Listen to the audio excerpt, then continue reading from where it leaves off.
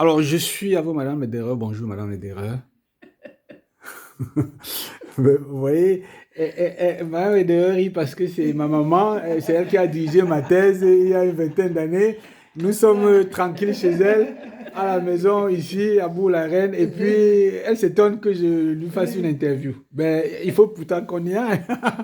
Alors, Madame Lederer, aujourd'hui, il y a un débat sur la disparition possible du traducteur humain, qui, selon certains, va bientôt être remplacé par ChatGPT, par l'intelligence artificielle, par la traduction automatique neuronale, et surtout aussi par le fait que derrière la traduction automatique, il y a ce qu'on appelle la post-édition qui vient. Et en tant qu'enseignante, ancienne praticienne et aujourd'hui fondatrice de la théorie interprétative de la traduction. Est-ce que vous êtes inquiète? On va dire. Inquiète,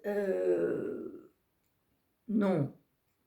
Intéressée par l'évolution, mais il me semble que dans la mesure où toute communication humaine est toujours fondée sur de l'implicite, c'est-à-dire sur toutes les connaissances préalables que chacun d'entre nous avons du sujet abordé, il y a beaucoup de chances pour que les machines de traduction automatique mettent encore des années et des années avant de réussir à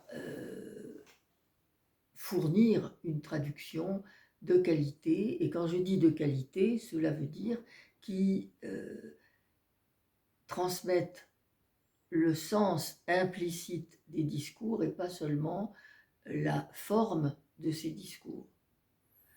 Ce que je veux dire, c'est que il y a dans tout ce que l'on lit ou dans tout ce que l'on entend, la langue d'abord, les phrases avec le lexique, la syntaxe, etc. Mais en dessous et non pas sous-sol, mais qui sous-tend ça, tout ce que chacun de ceux qui lit ou qui écoute a comme connaissance, alors du sujet évidemment, sinon on ne le comprendrait pas, mais du contexte social, des lectures que nous avons faites les uns et les autres, etc., et qui n'apparaît pas dans la langue elle-même. Or, comme la traduction même neuronale, c'est quand même aller un petit peu loin parce que nos neurones à nous sont un tout petit peu plus performants à l'heure actuelle que ne l'est la machine. La machine a beau avoir des quantités de données qu'on lui incorpore tous les jours,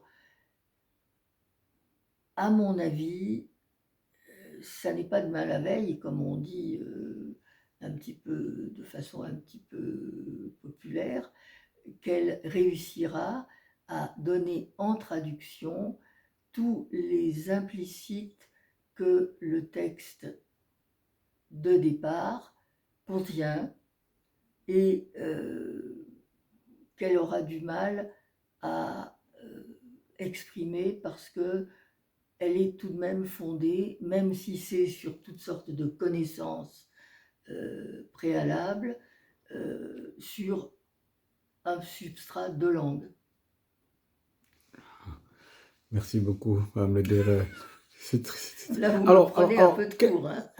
alors, quel conseil donneriez-vous aux directeurs des écoles, vous qui êtes ancienne directrice de l'ESIT, enseignante aujourd'hui, professeur émérite, donner des conférences dans le monde entier dans ce domaine-là. Vous êtes fondatrice de la théorie interprétative. Aux jeunes comme nous, directeurs des écoles de traduction, qui avons la responsabilité de former. Alors, quels conseils pouvez-nous donner par rapport à la formation afin que nos étudiants soient compétitifs sur le marché de l'emploi? Alors, bien entendu, il faut leur donner une information sur la traduction diverses, les diverses approches que ces machines de traduction neuronale, ChatGPT, etc., peuvent avoir. Il faut aussi leur montrer sur pièce ce que peuvent faire ces machines, et il est certain que pour toutes sortes de textes, la machine qui ira beaucoup plus vite peut être très utile, mais leur montrer, là j'ai